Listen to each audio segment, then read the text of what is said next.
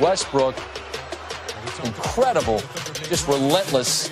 And then late, from the U, take those three with you as well. And then he motions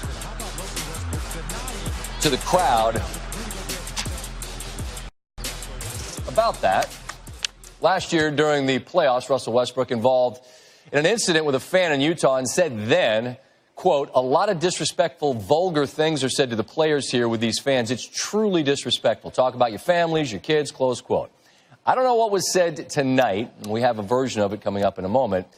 I don't know what was said to Westbrook, but here was his response. I'm going to say one thing.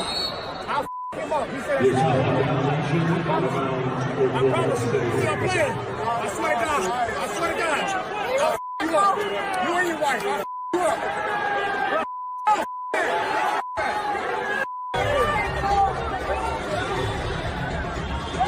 I promise you. Everything I love.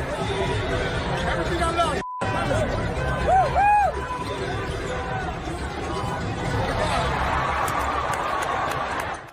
Now, Patrick Patterson, who was sitting next to Westbrook on the bench, said on Twitter, "Fans can say bleep about a man's family, wife, and kids. Tell a player, get down on your knees like you used to. As men," what Westbrook on the bench said on Twitter. "Fans can say bleep about a man's family, wife, and kids. Tell a player, get down on your knees like you used to. As men, what do you expect us to do? Shut up and dribble? No one is held accountable for their actions except us. Fans are protected in every way possible, but not us." Utah fans do have a rep for being pretty aggressive, and prior to reading that, I had no idea what was said to Westbrook. That's what Patterson says was said. But when Westbrook says you're going to F up somebody and his wife, that's pretty disrespectful, too. We have seen a lot of that this year, players going at fans. Feels like we're very, very close to something really ugly happening, and social media is where people say things that they would never, ever say in person. And then when people try to say it in person, with someone like Westbrook, you're not dealing with a guy who's going to ignore it, as we have clearly just seen. NBA obviously will be weighing in here on what just happened. Again in Utah. Utah fans, Steve. No comment from Stanford. Now to the hottest team in the NBA. Rockets, winners of 8 straight. Potential trap game maybe against Charlotte. You got Wednesday jump with the Warriors. Beautiful ball movement. The three is made there from Eric Gordon. Where's Capella? Oh, beautiful pick and roll. Then it's Harden, Kenneth Reed. Woo-hoo-hoo! Apparently not a trap game. Rockets had 15 assists on 22 made field goals in the first half. Third quarter, Kemba, as we know, a dangerous scorer. Through the contact and one. It's still a 19-point deficit. Then Kemba had 14 of his 40 in the third. They cut the deficit by 14 in that quarter. But in the final 12 minutes, the Rockets trying to put this one to bed. Harden didn't have a great night from the floor, 7 of 21. Did a lot of work at the free throw line, but does get these three right there. Harden finishes with 28 and 10, and the Rockets finish with, in the end, the most, not the lesser. 118 to 106. Very busy day Monday in the National Football League as free agent deals are being agreed upon. News breaking all day long. Some of it had been anticipated. Other moves coming as something of a surprise.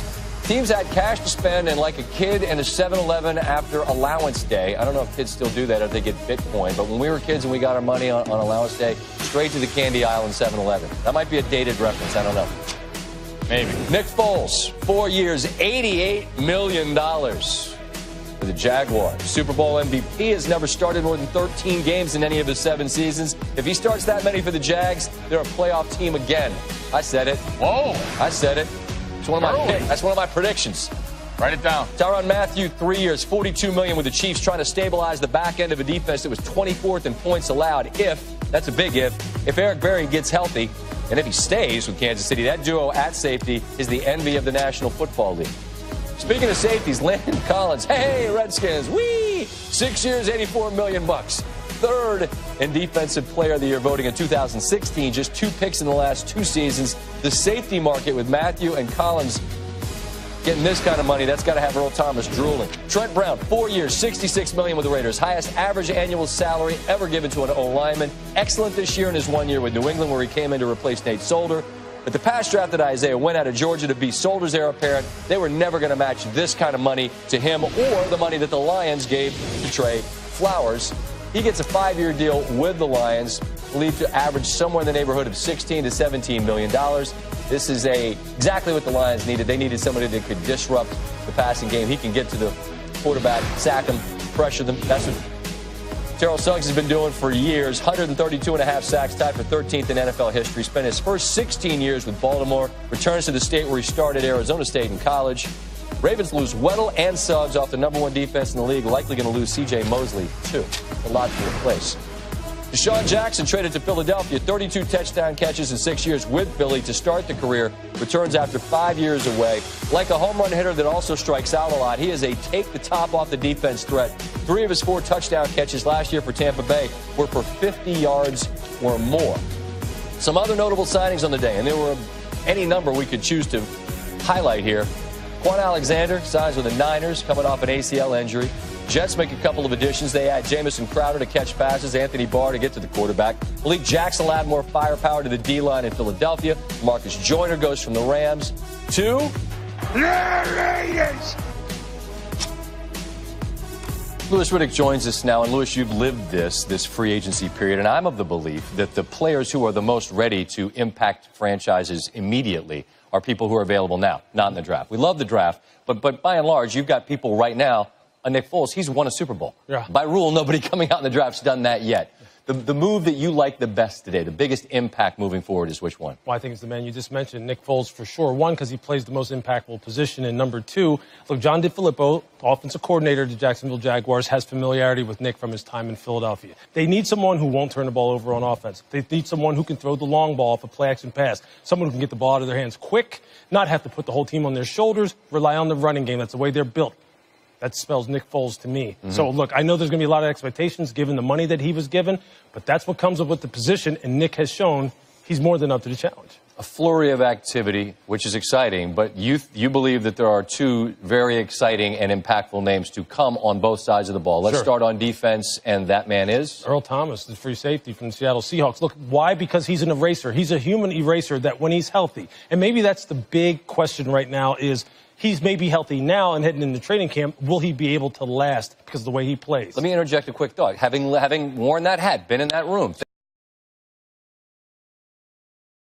thinking about it, we need a safety. He wants this money. He sees Collins get all that money from the Redskins. Absolutely. He's hurt his leg twice. Right. How big a concern would that be?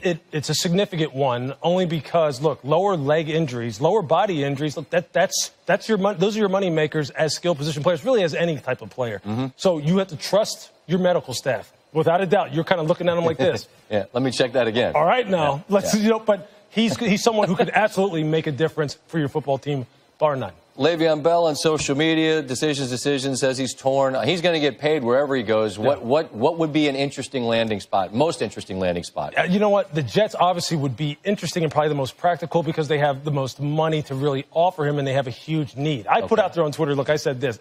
I would love to see Le'Veon Bell in Chicago. Why? Why? Because of Matt Nagy's offense. And think of what they did with Kareem Hunt when Matt was in Kansas City. I think that would just kind of like blow up the internet if that happened. And Chicago fans would go nuts. I don't know if it's going to.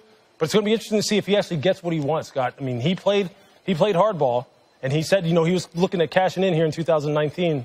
Let's see where it goes. Just to circle back to my original premise, again, having experienced this in the front office, I look at this free agency period the way I explained it. I think it's in many ways a more significant time frame to get players to help. For the long term, it's the draft.